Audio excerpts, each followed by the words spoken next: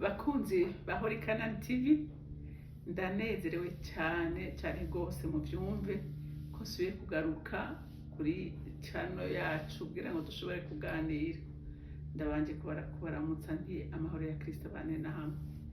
Nari ndabakumbuye, iminsi yari maze myinshi, ariko Imana ingiriye neza gusubira kuronka akanya keza nkaka kugira ngo tuganire ijambo ry'Imana. Nukuri bantu b'Imana, nababwira ngo dukunde ijambo ry'Imana. Ijambo ry'Imana n'ubuzima, ijambo ry'Imana Imana yariduhaye ngo ridufashe, riturere, ritwigishe. Rero umuntu wese nkunda ndifuza ko yokunda ijambo. Imana nta handi iganirira n'abantu bayo, iganirira n'abantu bayo mu ijambo. Umuntu adakunda ijambo ry'Imana, nagira ndamubwire ngo kuri Imana ntimuri kumwe. Oya, Imana irakunda abakunda ijambo ryayo. Rero reka tubanze dusenge imbere yuko dutangura kuganira. Mana Data rugira byose uri mu ijuru, nje imbere yawe Mwami Imana ngushima. Ungiriye neza gusubira kundonera akanya keza nkaka ngo tuganire n'abana bawe. Ndagusabye rero mpemu yera uzubane nanje kandi ubane n'ubwoko bw'Imana kugira ngo mu bicaniro byo mu mitima yawe bihere bihuzagirana birondera ijambo, kuko ijambo ni umutsima w'ubugingo. Niryo rishobora kudukuza, niryo rishobora kuturera. Rero abana b'Imana bari kunde icyo gikorwa mpemu yera niwe wagihawe. Ufashe ubwoko bw'Imana, hama twebwe twese tugiye gukora udufashe kugira ngo icyubahiro cyose kigarukire Data mu izina rya Kristo Yesu umwami wacu. Dusenze twizeye ko byumvise. Amen, amen.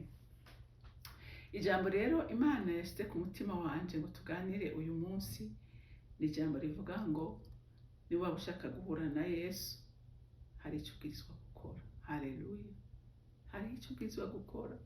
Umuntu ashaka kubonana na Yesu, nagira ndamwibira ibanga, ndamubwire uko abigenza. Haleluya. Turabire ku batwibanjirije, turabire ku banditswe ngaha muri Bibiliya bagize inyota bagira inzara yo guhura nawe kandi arabiyereka. Rero atanze aratanyota, biragoye ko mwohura nawe. Reka dusome ijambo ry'Imana riri muri Luka igice c'19.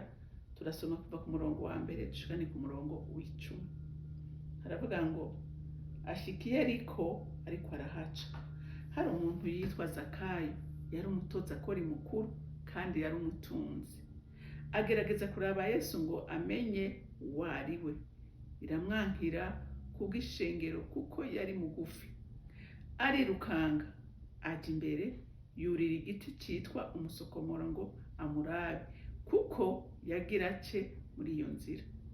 Yesu ahashitse ararangamiza, aramuhamagara ati, Zakayo, ururuka n'ingoga, kuko uwo munsi nkwiye kurara iwawe.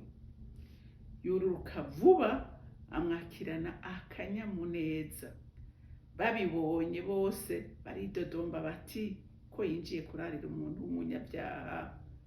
Zakayo arahagarara abwira umwami Yesu ati, raba mwami, umugabane w'itunga ryanje ngira ndawuhe aboro, kandi umuntu wese nagunze ndabimuriha kane.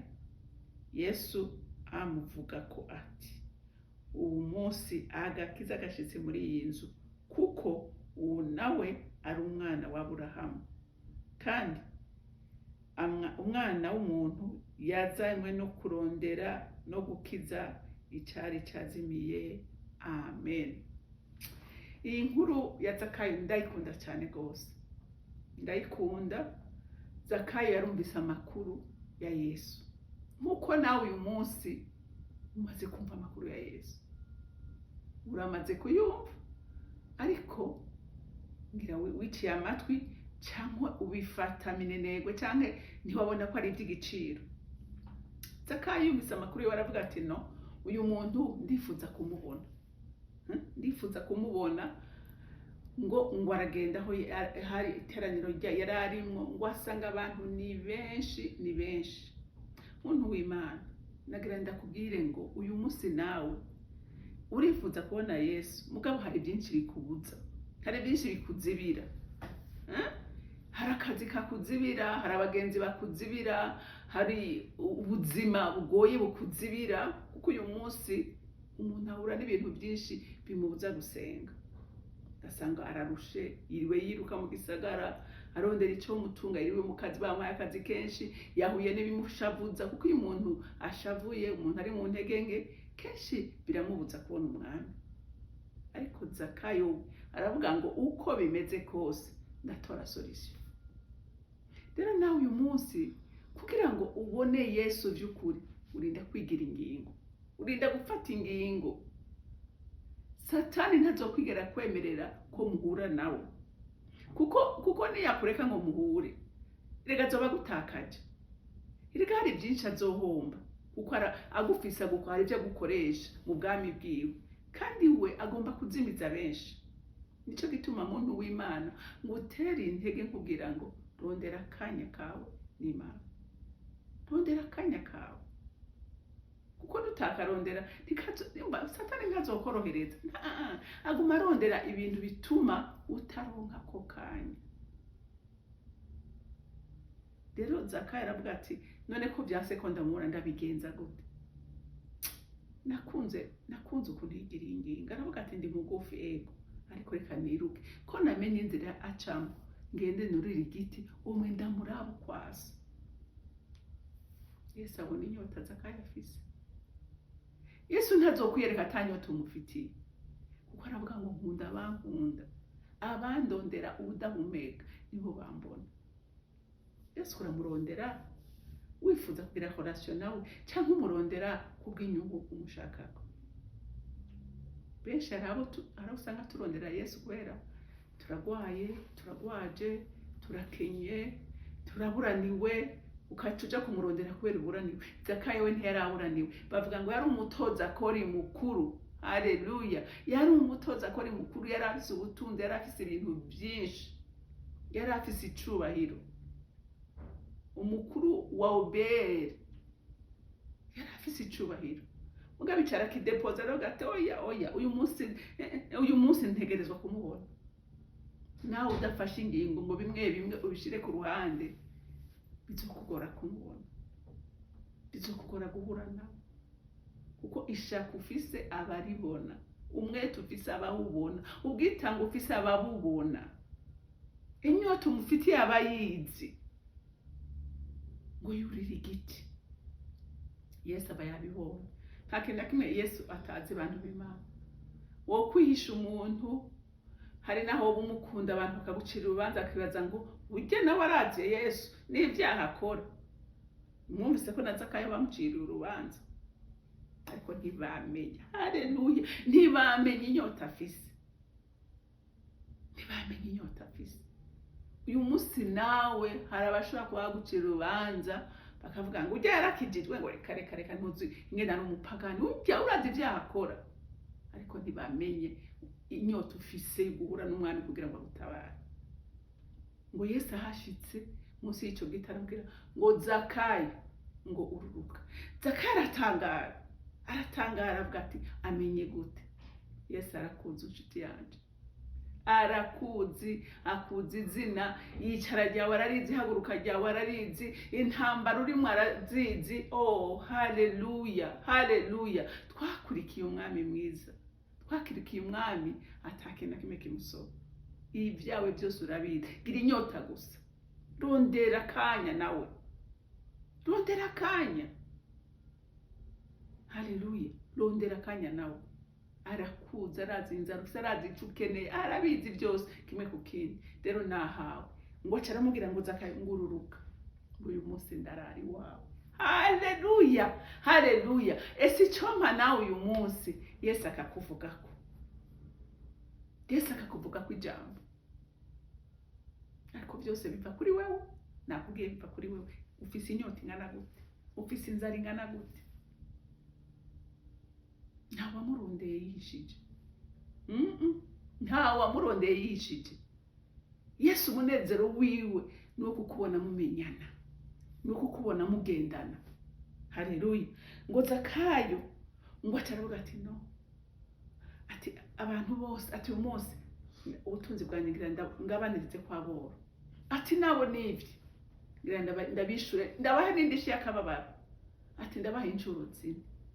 Higa nkubwire muntu w'Imana, iyo Yesu mwamaze guhura ivyiyumviro vyawe birahinduka, imigambi yawe irahinduka, iyerekwa rirahinduka. Uriko uravyumva, ubwenge bwawe burahinduka, uko wari uvuga nuko wari ugenda birahinduka, kandi abantu barabibona ko wahindutse. Yesu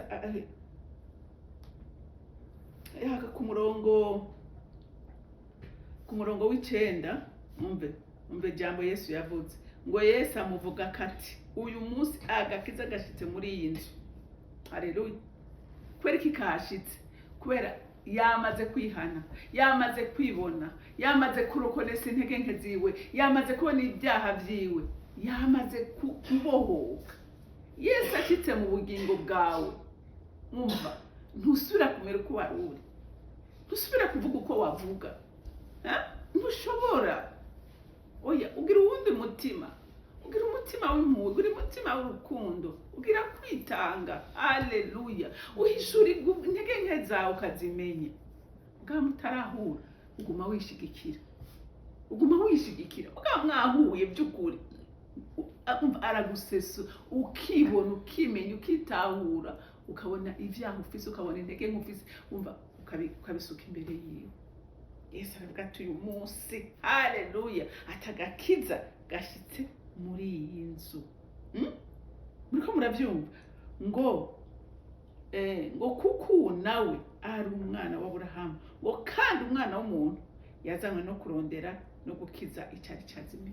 Bantu b'Imana, jewe nukuri ucira imanza umunyantege nk'umunyabyaha ni bibi, kuko Yesu we, umva, nitwaba turi abana b'Imana by'ukuri, tugomba kuzana abantu kuri Kristo, tubazanisha umutima w'urukundo. Kuko Yesu yatereka urukundo Zakayo ntihari kwihana, ntihari kwihana, kandi ntawo gupfa rubi n'umwe ahari, atari uwari yararemwe kugira ngo azokwicishe Yesu. Abandi bose n'abakandida gukura ku ijuru. Rero tugirire neza abana b'Imana, tubasengere, tubereke umutima w'urukundo kugira ngo dushobore kubazana kuri Kristo. Kuko ngo nawe ni umwana wa Aburahamu. Nawe nshuti yanje, aho uri, uri kuranyumva, wewe harabagucira urubanza, wewe wavuga ngo ibyanye ntibigishoboka, mbe ndagira ndakubwira, uri umwana wa Aburahamu, nawe uri umwana wo kuzora ku bwami. Kuko Yesu yazanywe no kubohora uwo ari we wese, yazanywe no gukiza, yazanywe no kuzimura uwazimiye wese. Rero agutegeye ibiganza. Haleluya. Agutegeye ibiganza, avuga ngo wewe urushe, wewe uremerewe, ingo kuri jewe. Rero ndagutera intege muntu w'Imana, gira inyota, gira ishaka, umubwire ngo ndashaka kukubona. Haleluya. Ntazokwihisha. Zakayo yaravyifuje, ubugufu bwiwe ntibwamukundira kumubona, ariko nawe uyu munsi hari biriko birakubuza kumubona, ariko nigana. Haleluya. Unigane nka wa mugore yaragwaye gutinya. Naravye filime yiwe ya Yesu, ndabona iryo mugore ingene bamwirukana, ariko aravuga ati wapi sindabemerera. Uyu munsi ntegerezwa gukora kuyoga bw'impuzu ziwe. Ati nahatambona, ariko ndumva ko hari ikintu kitagukoreka. Baramwirukanye bagize, ariko aranka, arifufira gushika mukozeko. Umugende w'amaraso urahagarara. Nawe gwana. Haleluya. Gwana nibikugwanya, uvuge ngo uko bimeze kose ndakora kuri Yesu, ndahura nawe, ndamushaka duhure, kandi arakuyereka, kuko umutima abawubona. Imana rero yo mwijuru ibanketsagirira. Mwami wanje, uri gitangaza, urukundo rwawe n'ineza yawe birandenga. Wewe cyo ndagukundira, utoranya ku butoni nk'abantu, ugwishiriza imvura babi n'abeza, ukakiriza izuba ryawe bose Mana. Aho twebwe abana b'abantu ducira imanza abantu ariko bose kumeza, uvuga ngo nazanywe no kurokora abazimiye, nazanywe no gutabara abo Satani yaboshe. Mwami ndagushimiye, iri jambo mpemwera uriherekeze, rifashe imitima myinshi yari yihevye, yari yihebuye, bagaruke ku Mwami. Umwami ahora ateze ibiganza kugira agirire neza abantu biwe. Ndagushimiye kandi ndakuninahaje, icyubahiro cyose kibi cawe, mu izina rya Kristo Yesu senze nizeye kuvyumvise. Amen, amen. Mwarahezagiwe, mugire umunsi mwiza.